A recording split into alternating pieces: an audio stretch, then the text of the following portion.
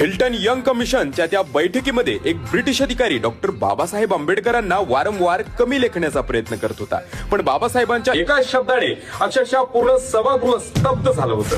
नेमकं त्या दिवशी असं काय घडलं जाणून घेण्यासाठी व्हिडिओ शेवटपर्यंत नक्की बघा. ही गोष्ट आहे हिल्टन यंग कमिशनच्या त्या बैठकीत. त्या दिवशी एक ब्रिटिश अधिकारी भारताच्या प्रश्नावरती भाषण करत होता.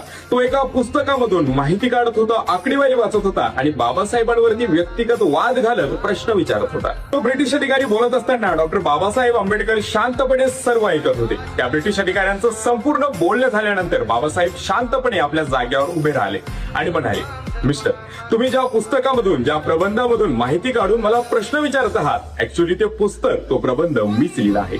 बाबासाहेबांचा हे शब्द ऐकता संपूर्ण सभागृह बाबासाहेबांकडे आश्चर्यचकित होऊन बघत होते.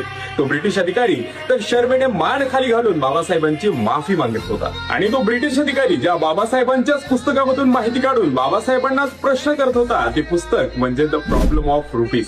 पुढे बाबासाहेबांच्या याच पुस्तकाच्या आधारावर 1 एप्रिल 1935 मध्ये आरबीआय रिझर्व्ह बँक ऑफ इंडियाची स्थापना करण्यात आली. सांगायचं म्हणजे बाबासाहेबांची बुद्धिमत्ता ही खरंच विश्वाला चकित करून सोडत होती. जय